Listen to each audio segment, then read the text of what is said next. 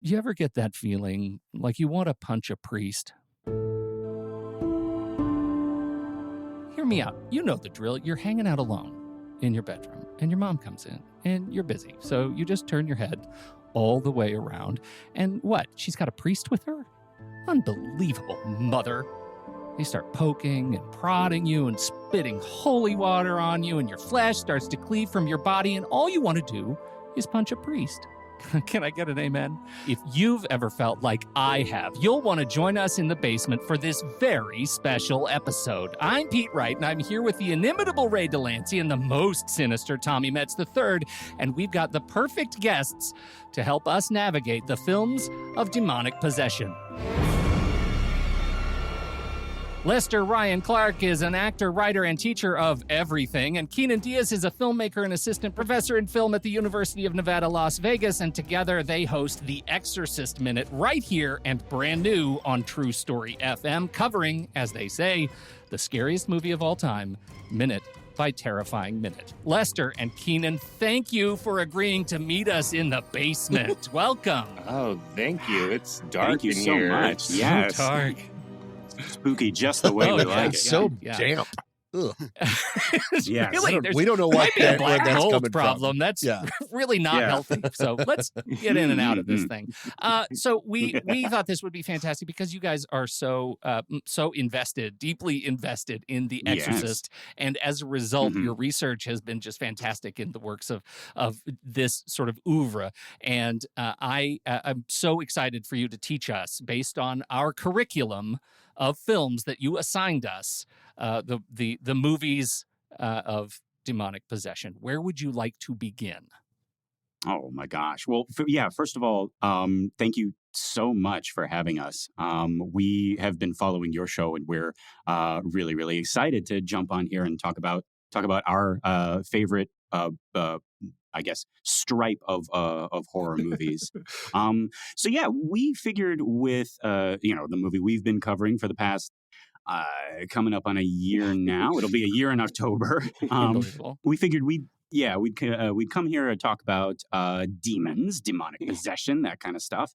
And Pete, when you first asked us to do this, I was a little bit nervous. I was like, well, it's like, what constitutes as a demon movie? What makes demon movies different? What sets them apart? And after watching and rewatching a bunch of them, I realized that there are some key components. There's a few things which all of the movies that we've chosen have in common, which I think make them a demon movie versus like a monster movie or a ghost movie. And I'm excited to talk about them as we go. What is a poltergeist versus a demon, Yeah. for instance?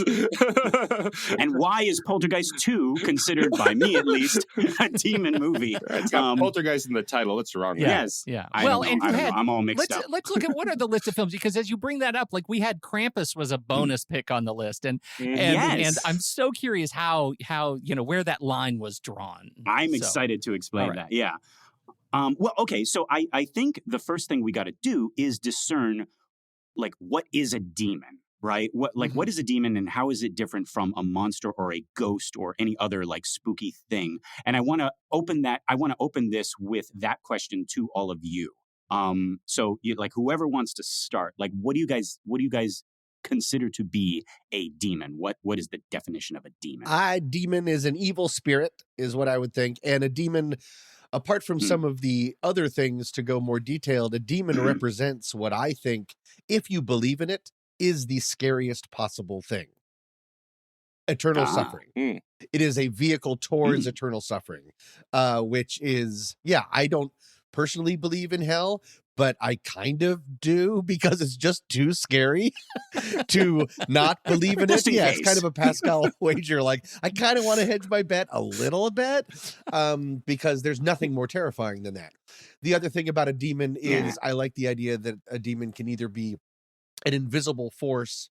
Either way, it comes from within, whether it's actually possessing you or it is invisibly sort of shaping your thoughts and pushing you towards something. It's always very internal versus like a monster, which is chasing you down a hallway, I think is how I would think. I like that. So it's that sin thing. Yeah, sin. Yeah, and as I was watching these movies, I wondered just on that thread alone, how how can we, or is it possible or advisable, I guess, to interpret these movies as demons being the manifestation of some grief, trauma, whatever it is that sort of takes hold of you, right? Is that a potential sort of angle of kind of cultural approach? So like the devil as a metaphor for okay. Yeah, because Leatherface ain't a metaphor for nothing. No, precious little metaphor. Yeah, the title is Texas Chainsaw Massacre, and you get all three of those things as promised. Barbecue, as the but Kynan, yeah, right. many educated Catholics don't believe in Leatherface anymore. Right. Catholics have to draw a line somewhere. Yeah, right. Just from religious training that I had years and years ago, I'm just familiar with demons essentially being fallen angels that fell to earth with Lucifer and basically just walk back and forth among the on the earth, trying to turn anyone and everyone they can away from the straight and narrow path of Christ. So we're looking at what? The Exorcist, the original. Yes. Exorcist III, Legion. Poltergeist II, which might be surprising to people. Yeah. Because it says Poltergeist in it. The Rite, which is an Anthony Hopkins movie from 2011. And Hereditary, Ari Aster's movie. And Krampus as a bonus. Yeah. If you're good, you all get Krampus. That's totally right. And I would add, I put, as usual, we put a list of all the movies together that we're talking about this week on our Letterboxd account for you to clone and track yourself. Head over to the Next Reel's HQ page at letterboxd.com/thenextreel and check out our lists there, or swipe up in the show notes and we'll have the direct link to the list. And it does have a few other movies that I know some of us watched. I didn't watch all of them, but I did add The Pope's Exorcist. I put The Last Exorcism, Haunting in Connecticut, Sinister, and The Exorcism of Emily Rose for bonus material if people are interested. I don't think we're going to talk much about those, but they're on there. Yeah. For me, as to like what is a demon, what constitutes as a demon movie, right? I actually found an answer in the origin of the word itself. So demon is actually a corruption of the Greek word daemon or daimon, which originally referred to a guardian spirit that is assigned to you at birth. Everyone had a daemon, right? This is the golden compass. Yeah, right. No, it's kind of like that, right? And it would guide you or inspire you to do to make great works of art or bless you with a specific talent or an inclination, sort of like a cross between a guardian angel and a muse. And actually, like you might know it better by its Roman name, which was genius. So when you were born, you get a genius, and you get a genius, and you get a genius, and you get a right? And so like whenever someone was exceptionally gifted in something, people would say, oh, that's his or her genius. That's their guardian genius, like watching over them. And then that became, oh, he or she is a genius, right? So Mozart had a genius, and Michelangelo had a genius, and even Socrates, all the way back, claimed to have a personal genius which guided them, although he used the Greek word, which was daemon or daimon, right? But everyone would have a demon or a daimon. Exactly. Right. So just people who are lost to history forever had little daemons who were lost to history, unfortunately. That's actually really interesting, you guys, because isn't it like a sort of culturally poisonous that we would take genius and through just the raw power of ego start referring to ourselves as geniuses, right? But on the other side, we take demon, which was supposedly meant to be our genius, and corrupt that and make it evil, a representation of evil. Yes. What is that all about? And so that's actually why I'm talking about this. Like, I'm making the argument that what separates our modern day demons, which are, now just completely evil, from the rest of our modern day monsters is this ancient and intimate connection, right? Even now, centuries later, when demons are only associated with evil, there is still this intimate, personal bond between us and them that you don't have with other monsters, right? Werewolf's going to eat you because it's hungry. Vampire's going to drink you because it's thirsty or horny. Or both. Or both. Question mark, right? Even like a ghost, like it isn't as close to you as a demon. Like maybe the ghost knew you in life and maybe it's haunting you out of a sense of revenge or something, but they don't know everything about you. They don't have your like case file. They weren't assigned to you. Like a demon is personal, and that is what I think makes it so effective, right? Yeah, our well, show. let me start right there. So, like, yeah. So, but it's also really interesting, right? So, this idea of a daemon or a genius comes from animist pantheonic religions, right? Where there's spirits in everything, and there's like, and it's not a river, that's a manifestation of whatever god that is, and so these qualities within yourself are religious, and we personify them as a daemon, right? But then when I don't want to say corrupt, but I said it, when we corrupt it through Christianity and borrow this idea, then all of a sudden, as Pete is saying, your genius is the positive things within you, and the demon is the negative things that come from somebody else, right? From some other thing that's trying to corrupt you. Yeah. And like on our show, we compared our demon, Captain Howdy, and the way that he seems to like know everything about this young priest, Damien Karras, right? Without ever having met him, right? We said he's almost like an evil version of Clarence from It's a Wonderful Life. A very dark film he's, through this lens. Yeah. Right? Already dark. But like he's Clarence has been assigned to help George Bailey, and he's got George Bailey's case file, and he's going to use that information to help George Bailey. But what if Clarence just decided that he didn't like George Bailey? And he has all of his information, right? Like, that's a scary thought. And I think that's what makes demons so scary, is that they seem to know you. They whisper things to you. They voice your deepest, darkest fears. They know exactly what buttons to push, and they know exactly how to tempt you. And that requires like a closeness and an intimacy, which is what I think demons bring to the table, as opposed to other monsters. This is what, Tom, you talk about with your horror and terror vibe, right? This is kind of the intimacy is what a relationship with a demon can provide to change your life forever.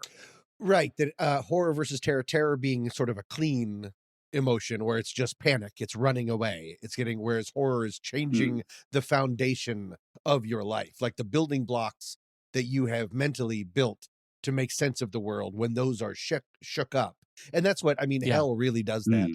Hell and demons do that right off the bat. I mean, that's sort of the entire point, is to make you question your reality, so you will, if we go back to Ray's religious part, so you will reach for another unreality in order to save yourself. I like that. Yeah. And I can't not connect it to our home invasion series, where because one of the sort of central points of that series was that one of the things that makes those movies so terrifying is that you are so vulnerable once evil is in your home. And that's kind of what we're talking about here. You're so vulnerable because the demon is in your home, right? If your home is your bodily vessel. And it's supposed to be where you are safest. Yes, you are in your castle, yes. whether your castle is your body that. or your apartment. So for that, either way, you're ripped of control. Right. And so for that to be violated is like the worst possible thing that can happen. But also that, yes, you're right. Like, your home is your castle and your body is your temple. But I don't have a metaphor for what your family is, like what structure your family is. But yeah, but when you have a lot of possession movies are not necessarily from the point of view of the person being possessed, but from the point of view of someone who has to observe their family member being possessed, right? So one of the things that is, I think, really devastating about The Fly, the Cronenberg one that you were talking about, is that we're seeing him disintegrate from Ronnie's point of view as much as we are from his point of view, right? So it is that like AIDS metaphor that you're talking about of like, oh, I don't have this, but I'm seeing this person disintegrate. And the demon narrative has a lot of the similarities with that, right? It is like, oh, how do I help my your father cares, it's my daughter, and that kind of pain of like being powerless to stop something else happening. Or as we'll see in I don't necessarily want to jump ahead too much, but in Poltergeist II, where all of a sudden it is your husband, who has been a good husband, is raping you, which is like seeing, like, not only is it like, oh, I am being maritally raped, but it's like, oh, I'm seeing my husband do this thing that he wouldn't normally do, and that's as devastating as actually being the victim of it. Yeah. Oof. I think actually that's actually if you guys would like, I think I'd like to start with Poltergeist II. Can we start there? Sure. Let's do it. So I think that's a great example, right? Like in the first Poltergeist, we had this thing called the Beast, right? And it was sort of like this faceless character. But in the second one, he appears in the form of this priest, this reverend, this I love this trope so much, this sinister minister, right? Like he's a demon in disguise, like he's disguised within the church, right? Mm-hmm. And there's a scene between him and the dad, Craig T. Nelson, where he's asking to be let into the house, right? Again, we got like house and body and soul, right? And he starts talking to Craig T. Nelson and starts deconstructing him on the spot, saying, you know what your problem is. You don't think you're a good enough father. You don't think you're man enough to hold this family together, right? Now, this is the first time in the movie that these two characters have met. They don't know each other. Craig T. Nelson has never seen this guy before. And even if he had, like, that's not the type of thing that you admit to anyone, maybe not even yourself, right? But this demon, Henry Kane, Reverend Kane, sees him, sees through him, and knows what buttons to push. And Craig T. Nelson is like, how do you know that, right? And Kane is like, because I'm smart. And that's a demon. That's like a demon knows your secrets. It knows your fears. And then later, like Kynan was saying, like this demon possesses Craig T. Nelson. And if you want to see some great acting by Craig T. Nelson, he embodies the mannerisms of this actor, Julian Beck. And he goes after the mother. And he's like, in addition to like the physical attacks he's putting on her, he says to her, to his wife, to the mother of their child, he says, you never wanted Carol Ann. You wish Carol Ann had never been given birth to. You think deep down that all of our problems are because of Carol Ann. And he says it loudly so that, Carol Ann can hear. And you get the sense that the way the scene plays out, maybe that was a thought that the mom did have long ago. Maybe she didn't want to have this baby, but that's like such a deep, deep secret that's a thing you might not even share with your husband. Again, maybe not even admit to yourself. But the demon is, she never. The movie never shares that with the audience, right? So we Exactly. have no inkling of that whatsoever. So when we get revealed that, we're even like, Diane, how could you? Yeah.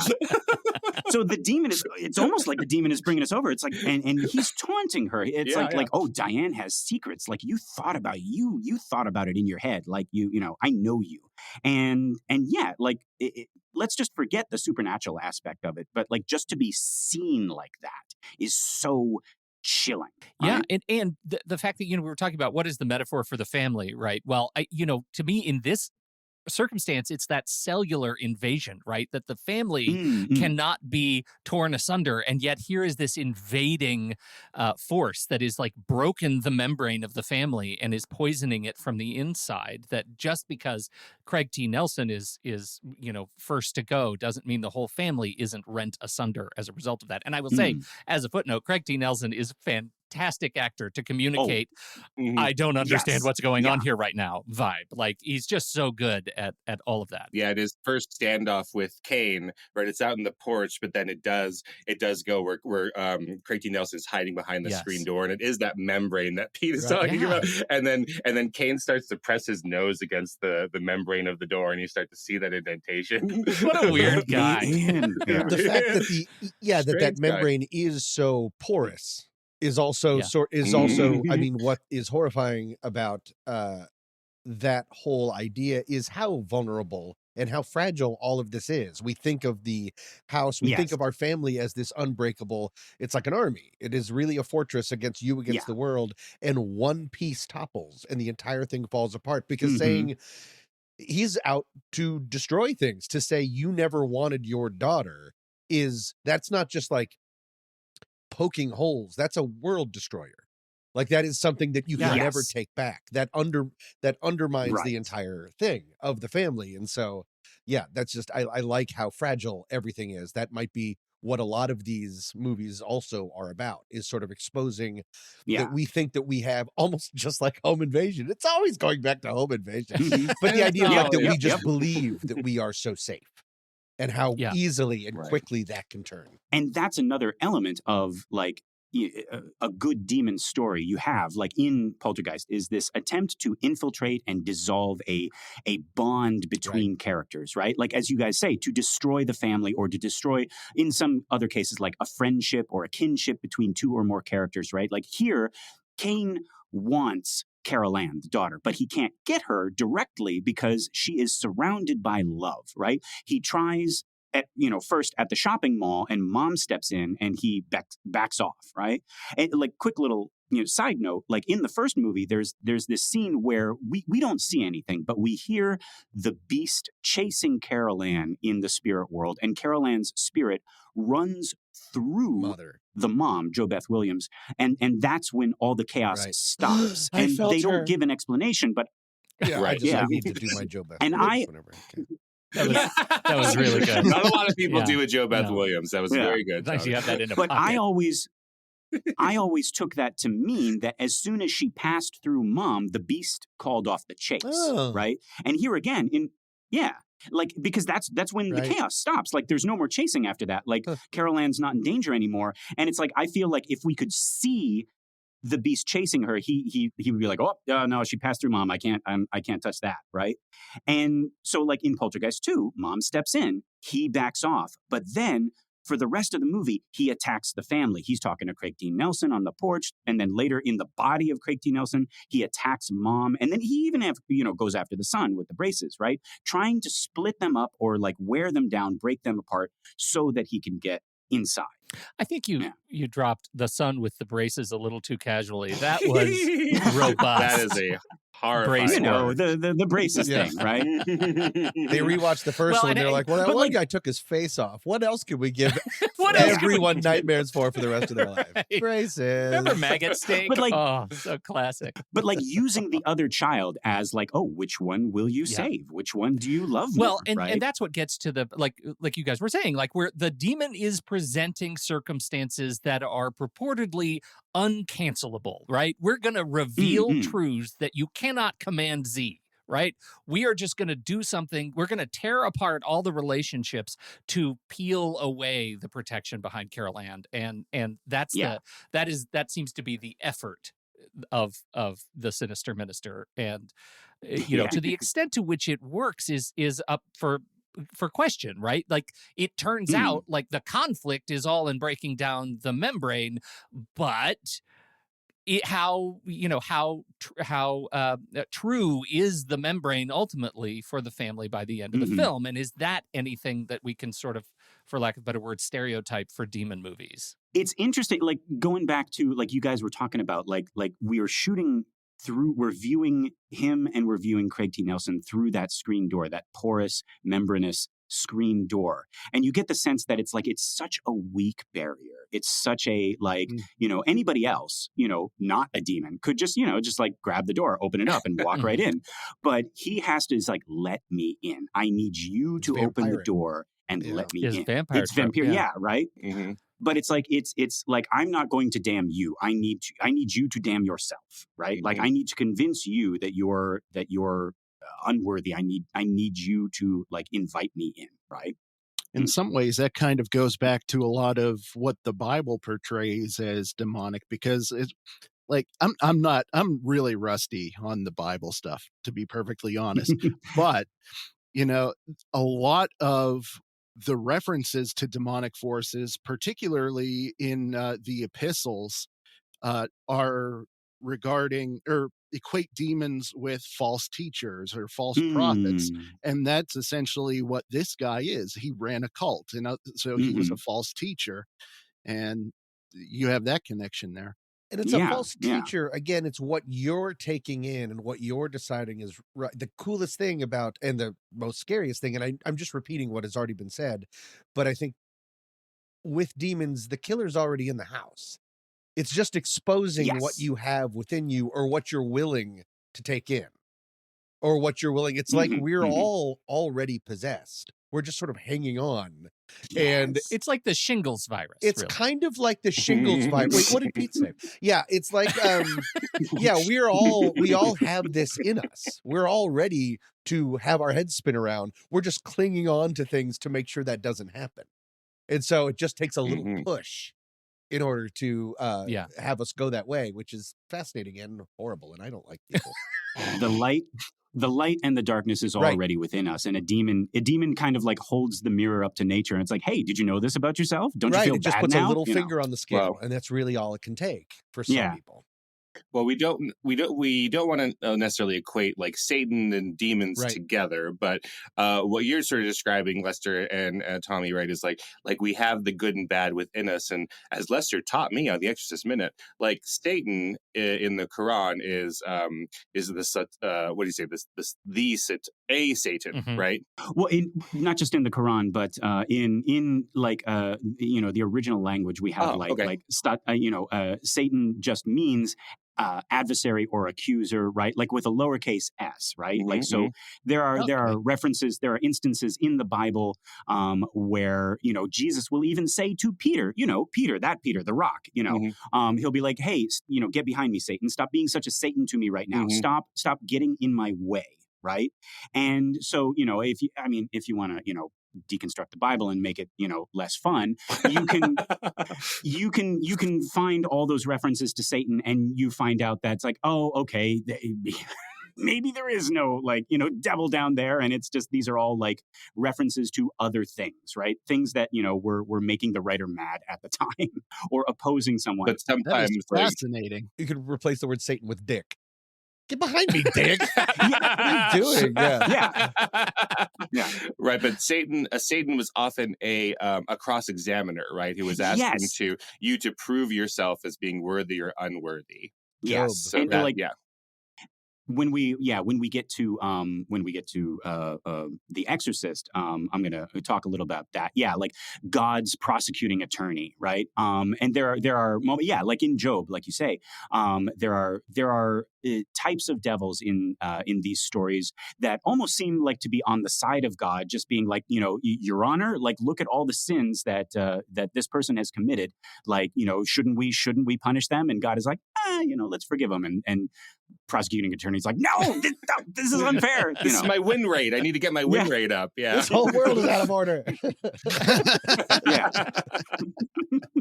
All right, where do we go from Poltergeist 2? How about we jump into? We're on the lighter fare of things, right? We got Poltergeist 2, which is it's Steven Spielberg. It's Exorcist. It's Diet Exorcist, right?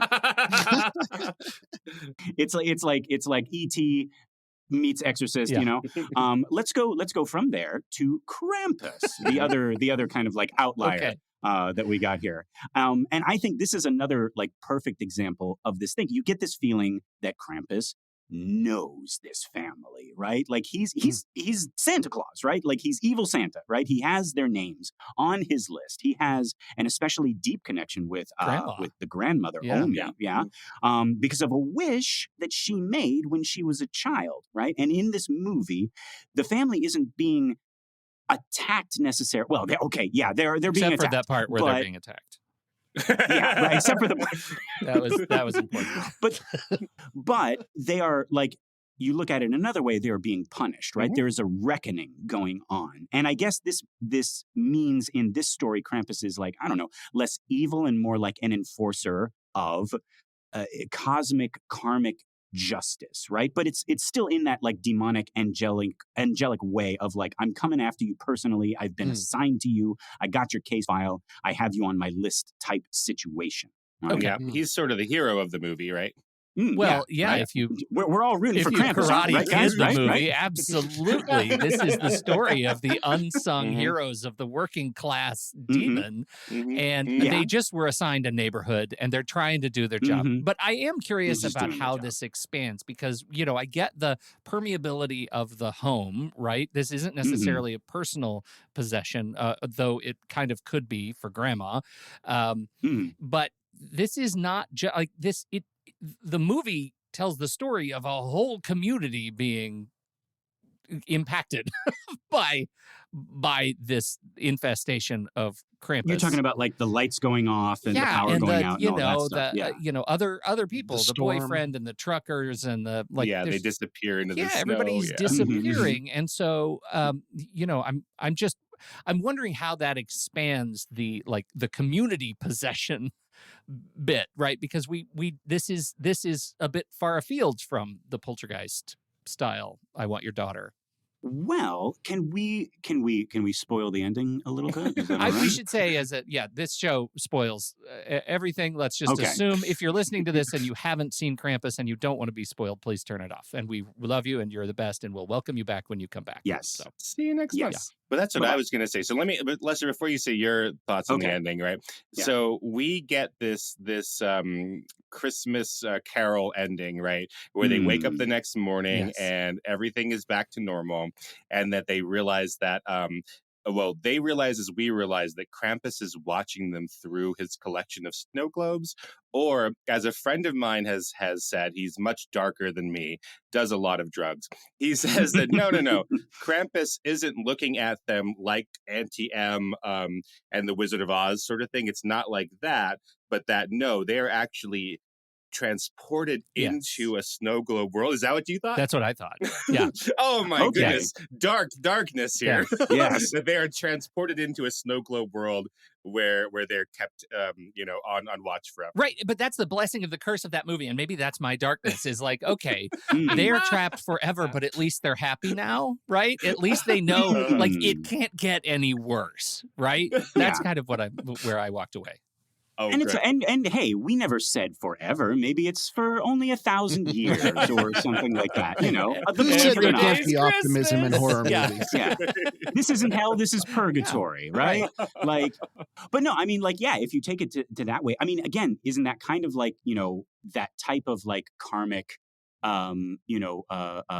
heavenly punishment of like, well, this is what you, and it's a punishment that suits the crime. It's like, you're going to be forced to live together in this snow globe until you can learn to get along. Right. Yeah. But like, I'm on the other side of that. I kind of like took that as the kind of like the crystal ball Auntie-M, like he's watching you, he knows when you're sleeping and when you're awake type situation where like he's keeping an eye on this family. Like, did they learn their lesson? Question mark, right? And to answer the question about like the rest of the town, if he has them kind of like in that snow globe, then couldn't we argue that the rest of the town was kind of like, I don't know, like an illusion, because he has like them in a microcosm of like he's got them in the snow globe. I'm going to create this, I'm going to manifest this environment around. Like if we were on the outside looking in, like we're just passing by this house, maybe we don't see anything out of the ordinary, but like for them looking out the windows and they see just like all this snow and all this stuff like that, right? Like maybe it's like self-contained. Right. Well, we talked on the Exorcist Minute about like personal views of heaven, because Father Dyer says my personal view of heaven is it's a solid white nightclub and I'm the headliner every night and all this stuff. Yeah. And like we often, I think we have trouble as mere mortals, like thinking about what infinity is and what infinite power is. And so like people make fun of the LDS, the Mormon idea of heaven, and that everyone gets their own planet, etc. But we accept like, oh, in heaven, I could have my heaven where I am 20 years old and my grandmother is 60 years old. Like I remember her, but in my grandmother's heaven, she's 20 years old and I'm 5 years old, right? Like that's what it is. So this might be the demonic version of that, right? Where everybody we make a little Christmas hell for everybody, and everyone has their own individualized Christmas hell. Right. That Krampus is in control of. Well, and I do love how it calls into question that Krampus as just as an oppositional force to the thing which, I guess, besides Mel Gibson, has no other oppositional force, right? The act that this is the referee, like a Christmas referee demon, is interesting to me, and that's why I think I go dark on it. But I totally get your on watch position. To me, if he's a referee, there's a flag on the field and you're benched, right? Like, and that's what the snow globe is. You're done. You had a chance to have a nice Christmas and you screwed it up, so you're out. and yeah. I prefer that. That's so weird.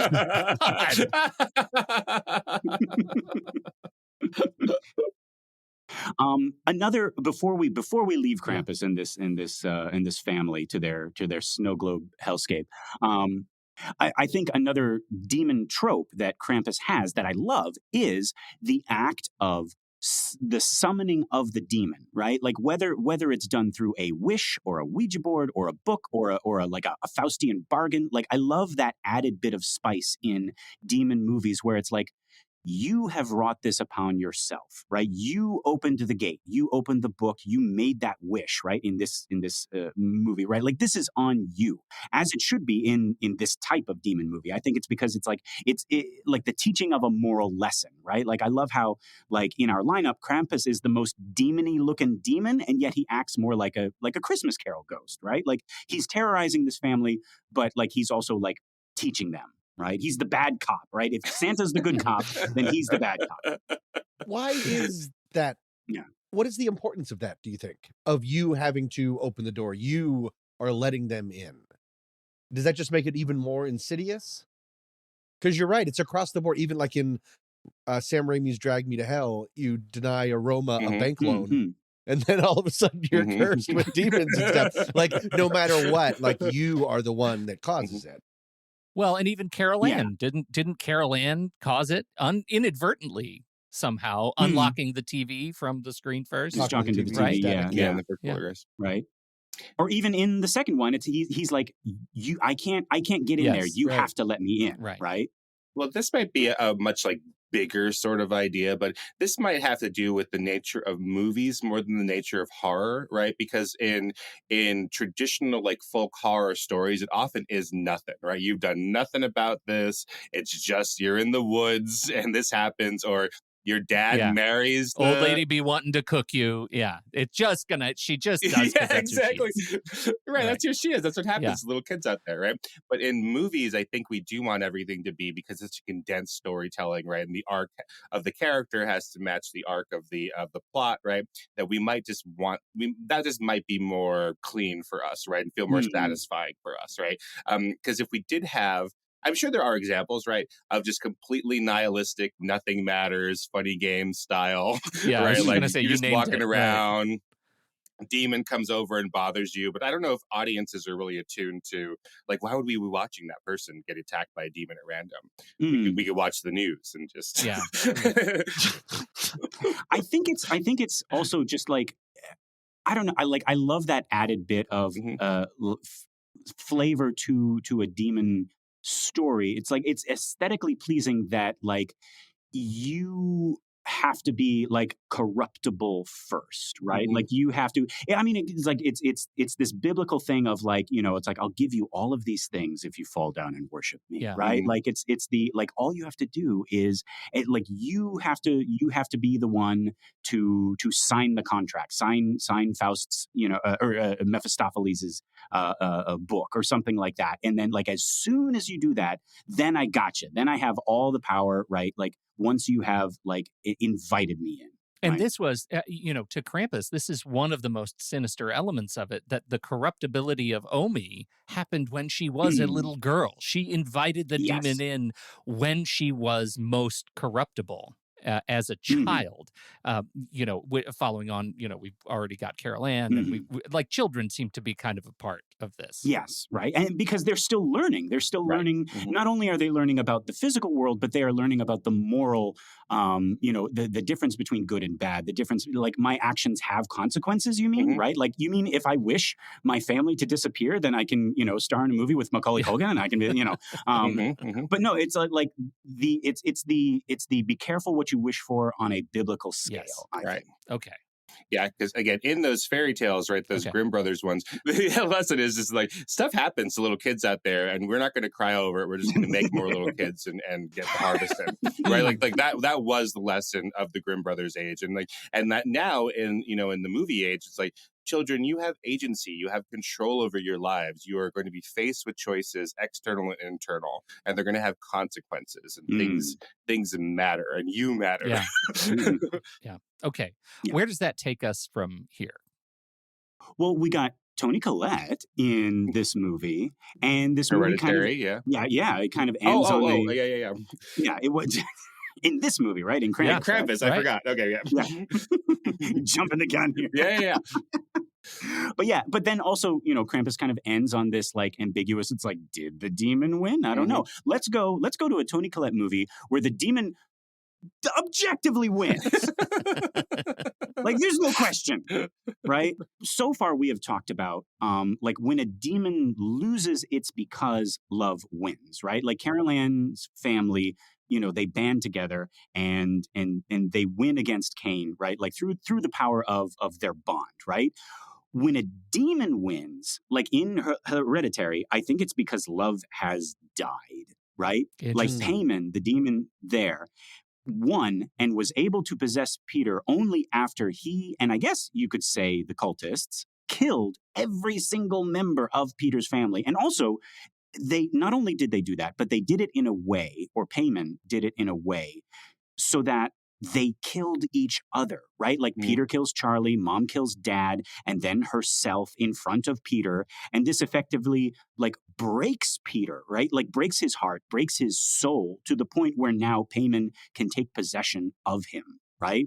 Ari Aster actually says like suffering is what drives this movie, right? Like, and if you look at the original script, there are these huge cuts that Ari Aster actually made. And all of the stuff that was cut out was stuff that showed characters' vulnerability. It fostered connections between the family members. We had confrontations. We had embraces. We had emotional outbursts that were healthy as opposed to unhealthy, which is what we get in the movie. We have bonding. We have dealing with grief. It was all in the script and it was taken out. Why? Because that's the stuff you leave in a movie where the demon loses. But in order for the demon to win, the script was cut in such a way so that the family members remain isolated, avoidant, and unable to heal. I heard an interview with Ari Aster where he said, I made all those cuts because I realized I wanted to make a comedy, and what's left is Hereditary. It's just so funny. It's so funny. Yeah. It's an interesting movie. This is sort of ascension trope, which is something that he plays with a lot, right? Like essentially he remade the movie in Midsommar, with the sort of thread of ascension to worship, and so I think it's a really interesting take on it that essentially we're rebirthing evil by way of fuel of innocence. Did I just make up words at any point in time? If you did, I like them. I like how they're going into my ear holes. I don't know. Tom and Ray, have we ever talked about Hereditary specifically? I think we talked about Beau is Afraid a bit, but no, I don't think we have. I don't think we've ever talked about Hereditary. That's one of the Hereditary for me is probably my favorite horror movie of the last 25 years. Oh, that's telling. There's a whole. It's interesting that in this movie, we don't see the demon at all. Like he doesn't have a physical form. Right.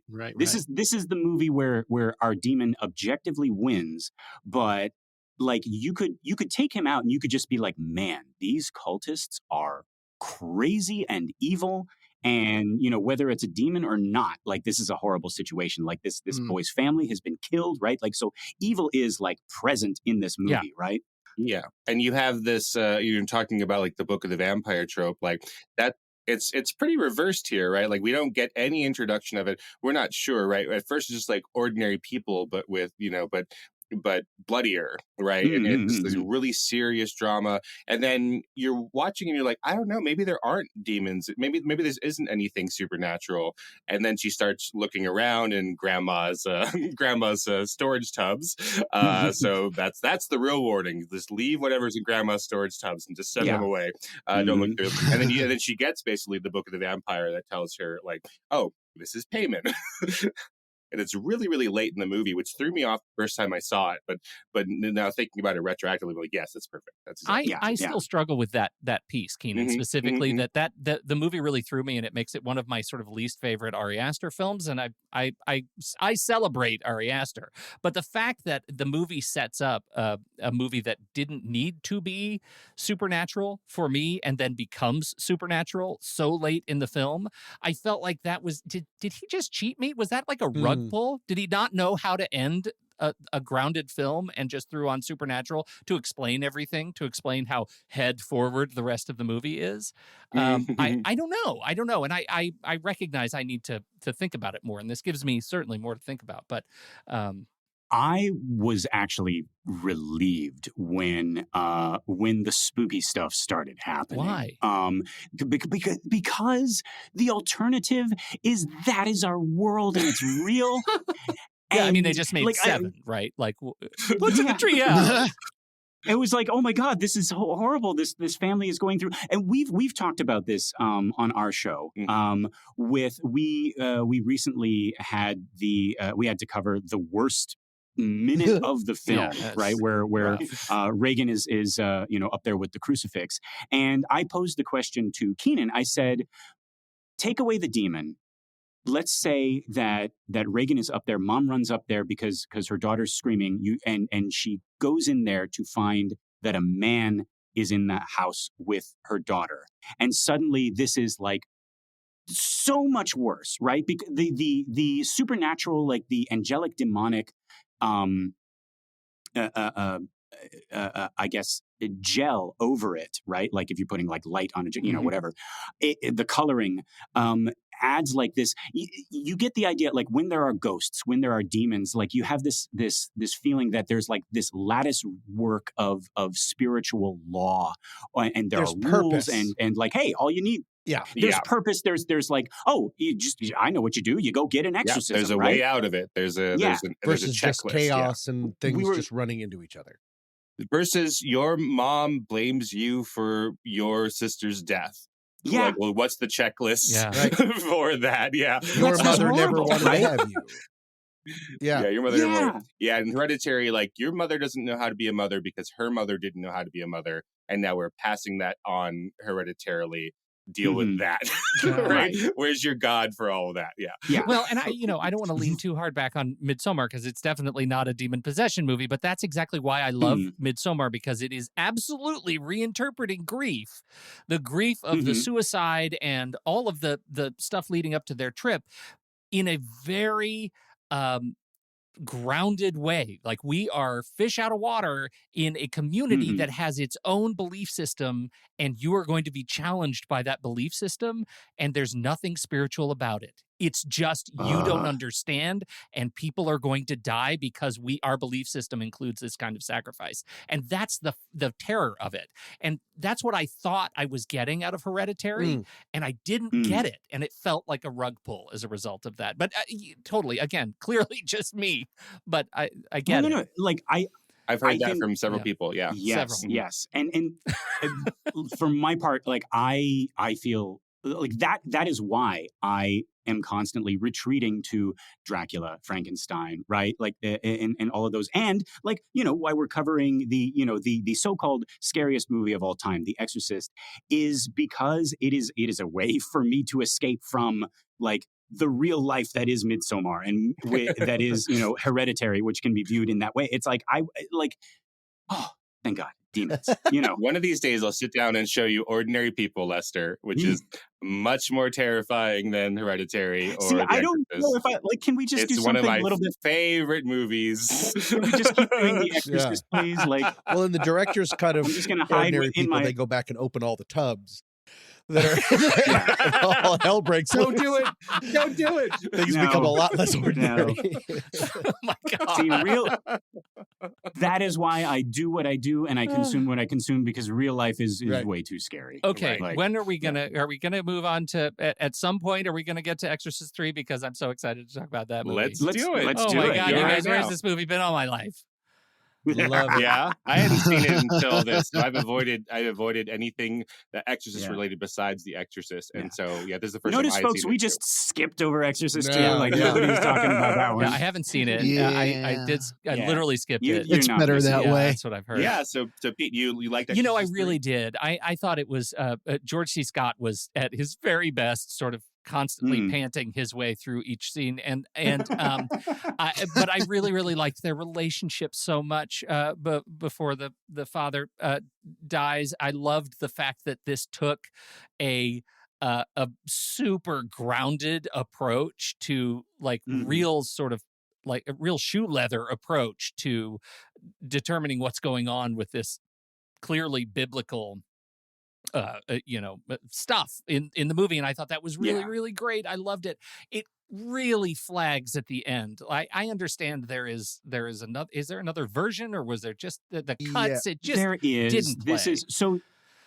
This is based on the sequel book to The Exorcist, William Peter Blatty's Legion, and it. Blatty, and this movie is directed by Blatty, and it had a little bit of studio interference with the ending in particular. He wanted to call it Legion, like his book, and they said no, call it The Exorcist III, and then they had to kind of like build upon their own mistake because they were like, wait, there's no exorcism. In The Exorcist III, there's no exorcism, so they shoehorned in this character, Father Morning, and this exorcism, which does not belong in there. And I would say if you take that out, then it is an amazing film. But it is an exorcism. The lore behind it is that Morgan Creek says that all the footage is gone, and yet like fans have like looked and found some stuff. So the lore now is like Morgan Creek has the rest of it is out there. But like that's sort of like they're, I mean, I don't know whether it is or not, but that's what the fans are holding out hope that they will be able at some point to recut it. And they've done some recuts and shown Blatty, and Blatty's like, that's closer, but not what I wanted. Yeah. I deeply enjoyed it, Tom. Yeah, no, as blasphemous as possible, I actually have always liked Exorcist 3 more than Exorcist. Exorcist 3 has always, I know, right? Pearl clutch. I've just always been fascinated by it. I've watched it so many more times than The Exorcist, and at times it bubbles up. When I was working in an office, this was years ago, I was an assistant, and my boss asked me for something, and they were like, I think it's in the file.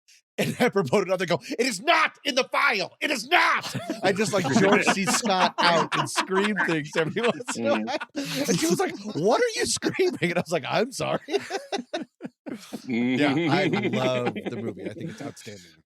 Yeah, I love George C. Scott's volume. It was like, we're fire. Yeah. Oh my God, he's so good. Here. Screaming.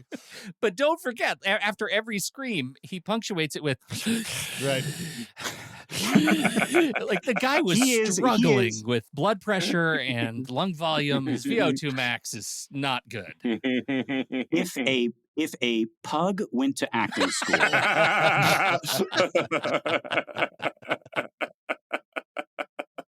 But I think it's okay. Sorry, fascinating, and I like that we get like a little look into, I guess that's purgatory, where Patrick Ewing is hanging out. There's a lot more. It's a really big, interesting world, and is really scary as a result. Just the idea that all of these things can exist.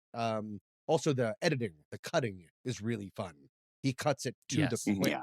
Like there's no space at all, which I think is really just if you haven't seen the movie, like Tommy wasn't making a joke, there is a purgatory where Patrick Ewing and Fabio like literally Patrick Ewing and literally Fabio, and it's, knowing a little bit more about Blatty as you've been looking at The Exorcist, it's interesting. So this purgatory scene is kind of taken out of this movie from 1941 called Here Comes Mr. Jordan, which is a movie that's referenced at the beginning. When they go and see old movies, they go and see It's a Wonderful Life. And Here Comes Mr. Jordan is what Heaven Can Wait became. Heaven Can Wait's a remake of that. So that's a movie about like people going in, in the wrong body, right? So in Heaven Can Wait, And here comes Mr. Jordan. It's the guy has died, and then there's a mess up in heaven. The person wasn't supposed to die, so they find a new body for him while he could put things together, and he solves his own problems, and he solves the problems of the person who had died, right?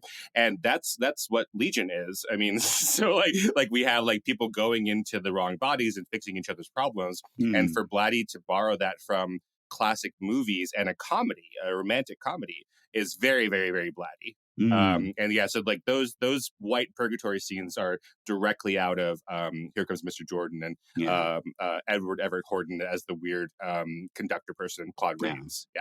Blatty started out as a comedy writer. He did some things. He did Shot in the Dark and the second Pink Panther and stuff like that. And you can see that in the book, The Exorcist, and then you can also like, especially in this movie, like the interactions between Kinderman and Dyer and stuff like that, like swimming and this. Yeah, exactly. Which is you like it so much. You like this movie better than that movie.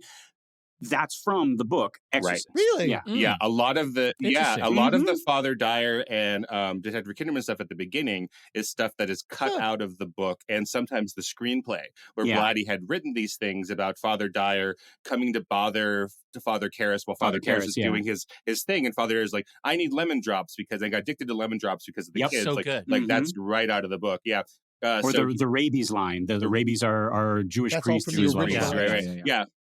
Fascinating. Yeah. Fascinating. So stuff that he was just like, I'm sitting on all this. And then the other thing is like Blatty sees the original Exorcist as a supernatural detective story. Do I have that right? Is that term? And so the movie The Exorcist is not a supernatural detective story. Like it has elements of it when we're following Kinderman, but it's not a detective story. Exorcist 3 is. Yeah. Exorcist 3 is, exactly. Yes. So he's and essentially it's directed by Blatty. So, going back and like doing all the things that he sort of feels like, oh, they took that away from me. Right now I can just do an Exorcist 3.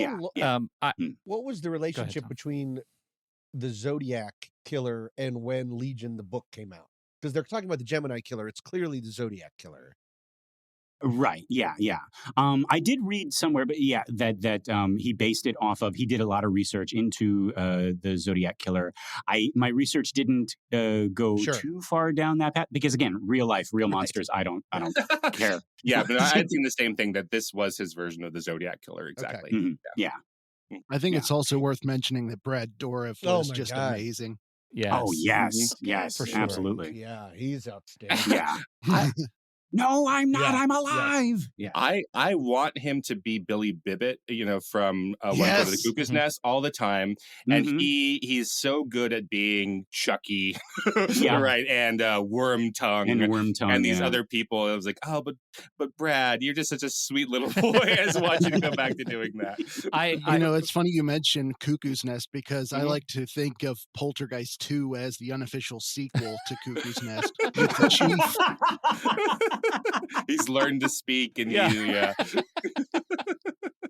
now he's going and fighting demons. Yeah, I did. Exactly. One more cameo that jumped out at me was Sam Jackson in Exorcist 3. I just have to call that out because I believe his voice was overdubbed for some weird reason, but it was fun seeing. Well, when they show up, especially in the blind Georgetown diner, it's like C. Everett Koop, Larry King. Now we're back to the movie. Yeah. What? Yeah. Exactly. Peter just called all of his friends. Come on, it's a Blatty time. Yeah. Yeah, that's a Blatty. That's very much a Blatty thing, and like mixing real people. And in the book and even the screenplay of The Exorcist, he's calling out individual like streets, like, oh, we're at the corner of this and this, individual buildings on the campus of Georgetown. Right. And his post note at the end of The Exorcist is like, oh, I want to thank these people, but he also says, I'm really sorry I've taken all these liberties with the geography of Georgetown. Really, I'm so sorry, everybody. Like, please don't hold that in. But he's very much like, these real people, these real cameos, and like being very, very specific. Even to the point of, and we'll get to it, but a couple of the priests in the Exorcist movie, like he had them in mind while he was writing the book. There's Tom Birmingham who is like Tom Birmingham is playing Tom Birmingham in The Exorcist. He's the priest that Karras says, like, I think I've lost my faith, Tom. He was Blatty's teacher while he was going to Georgetown University. Transitioning to our next film, we bring Hopkins. The Rite. Yes. What are we learning about the Rite? Yeah, I had not seen this movie, and it had not a great reputation, but I'm really glad that we watched it. I think The Rite was more interesting when it was not a horror movie. Sort of similar to what Pete was saying about Hereditary. Like, I don't know if it just this team doesn't quite want to do the horror movie properly, but when it is just about this young priest who is dealing with his faith and then is sent to the Vatican to study. I was fascinated by all of that stuff. Like, what is it like to go and take a class at the Vatican? Right? Where you are a priest, but your college professor is a cardinal, right? And you're sitting in a room with lay people who are trying to study and you have faith, they don't have faith. What's it like to be a young, good-looking priest who is going through the streets of Rome and some hot woman on a Vespa looks at you, right? And you're like, but I'm a priest, but I'm also a man. Like, that stuff is fascinating to me. And then unfortunately, when it gets to like the horror part of it, I was a little bit less like, I've seen this before. I wanted to say, I was like, I'm so glad that we're talking about a movie where we have a young priest who's struggling with his faith, but he's like very physically able, and he's got this background in medical science, and he's also a boxer, and he teams up with an older priest. And I don't know. It's just like, and of course, I'm talking about The Rite. Right. Oh yeah, but the priest is dealing with his faith, right? And he loses his immigrant parent, who they've had a strained relationship with, right? And he hears the immigrant parent voice from beyond the grave and starts to think who may or may not be in hell. I don't know. Yeah. All right. Well, let me just say this. I think halfway through The Rite, they were like, "Oh my God, we've been directing The Exorcist." Like, they picked up the wrong script, and they're like, "I don't know, do something else." Frogs. Yeah, frogs and cats. Look, I just have to say this in terms of silver linings. I'm in the bag for Alice Braga. I loved City of God, and I think she's fantastic. And having her in here as a completely predictable character, I was still okay with that.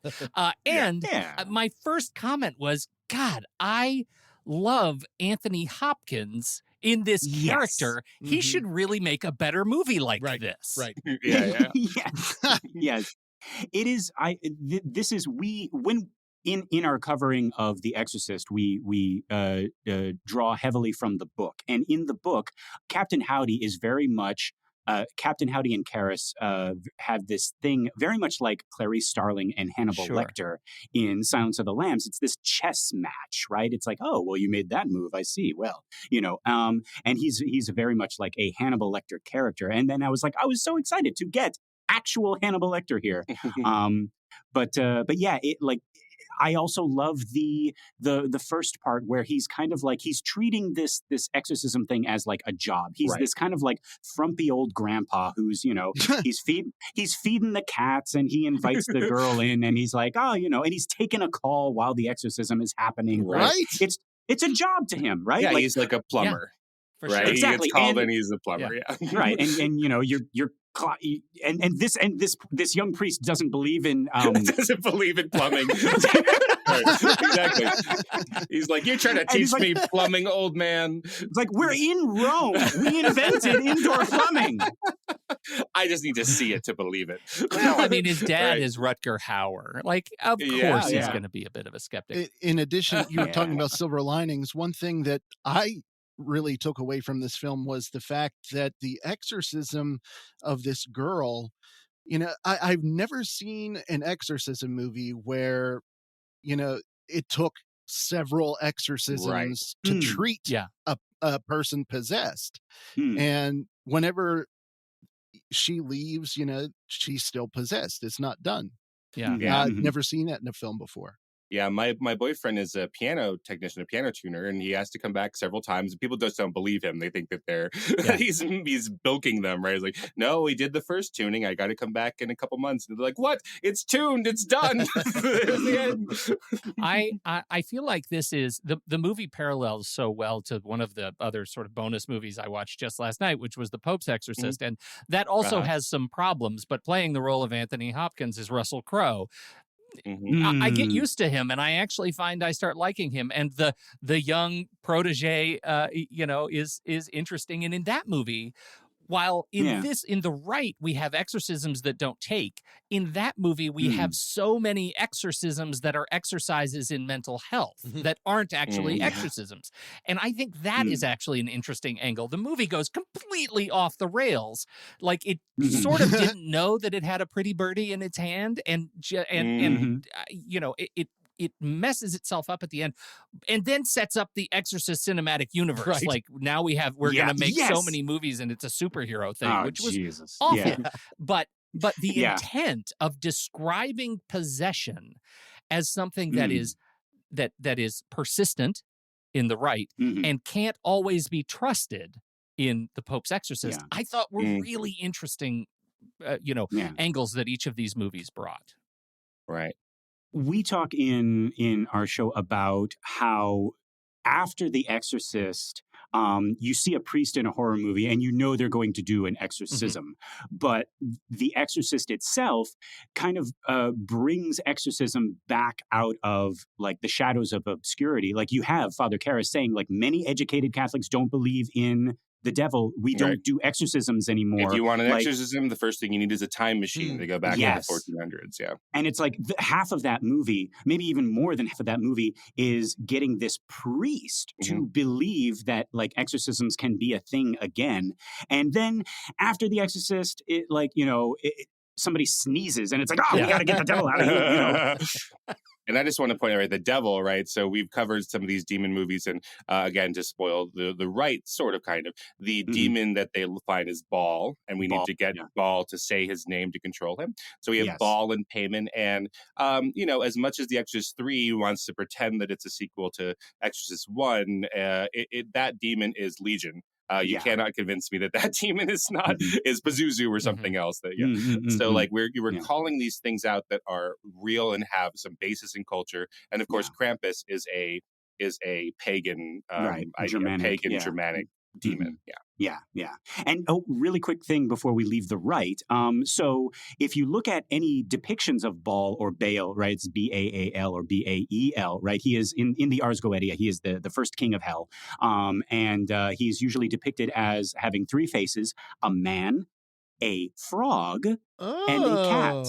And what two animals did we see all over the Rite? It's like they read that book. It's almost like they read that book. They did their research. Like they did some homework. They did, well, this is fascinating, you guys. I feel like we definitely have more movies to watch for our continued exploration of demon films. But I'm so glad you brought us this. We'll call it a wee beginning tutorial in some of the better films, hopefully, of hauntings. And as a plug, please go listen to the extended edition of our commentary on The Exorcist with Lester and Kynan on The Exorcist Minute. Yes, if you want to get our take on what I personally believe to be the best demon movie, and that's why we're covering it minute by minute, go listen to the Exorcist Minute, where we talk about this stuff, and then we talk about a whole lot of other stuff, biblical and non-biblical alike. Well, and we try to be funny, so the podcasters tend to label us as comedy first. So if you see that, that's right. To quote another demon, Beetlejuice, right? Now we've seen The Exorcist 167 times, and it keeps getting funnier every time we see it. So that's the kind of thing that we try. No, wait, Kynan, who said that? Beetlejuice. Oh, great, guys. I just have to say that one of the reasons that we love the show so much is that it's like, as somebody who is I'd like to call myself old hat at the movie by minute format. What I love about The Exorcist Minute is that it is a different way to look at movies. The readings from the Book of Blatty and the integration with the literature and the film makes it really something special, and it lets me see that movie in a new way. So I cannot give it a high enough thumbs up. It's a fantastic show. I listen to every single episode Tuesdays and Wednesdays at theexorcistminute.com, or find it at trustory.fm/The Exorcist Minute. Thank you, everybody. Thank you guys so much. Hey, this has been super fun, Ray, Tom. Thank you. We have wonderful. to plug next week. Oh, right. Okay. Or next month. It's Tom's choice, Ray, and we've been given an assignment. Tom? It's a little movie that I saw in the theater, and I have never quite recovered. I had what can only be seen as an out-of-body experience, and I have talked to many other people that think I'm running a prank.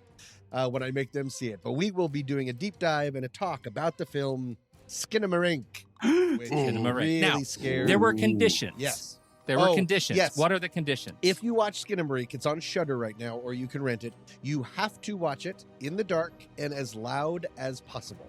I want you to try to put yourself in a theatrical experience. If you watch it during brunch, you'll be like, well, Tom, apparently this is the first movie he's ever seen.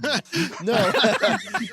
One of the things is that there can't be any distractions. There's nowhere to get away from, because then you start leaning into the dark and you start to see shapes where there aren't shapes. And I think it's pretty fascinating. So we will be talking about Skinamarink, and I will be probably apologizing. All right. This is the first time I'll be doing this. I've never watched a whole movie this way, but I have the PlayStation VR 2 and the spatial headset. So I'm going to go full headgear for Skinamarink. It's going to be my virtual IMAX screen and all black and just sound. So I am worried about what that's going to do to me. Yeah. But I'm very excited about it. Skinamarink next month. Thank you, everyone, for joining us this month. Make sure you check out that Exorcist Minute, theexorcistminute.com, or search wherever you subscribe to your podcast and jump in. And make sure you do all this other stuff you do with your podcast for this show. If you'd like to get longer ad-free episodes on the show, visit thenextreel.com/membership and subscribe. For just a few bucks a month, you'll have access to the beefier show, plus all the triple secret Discord channels in the TruStory FM server. We would love to have you there. On behalf of Lester and Kynan and Tommy and Ray, I'm Pete Wright, and we'll catch up with you next month right here, sitting in the dark.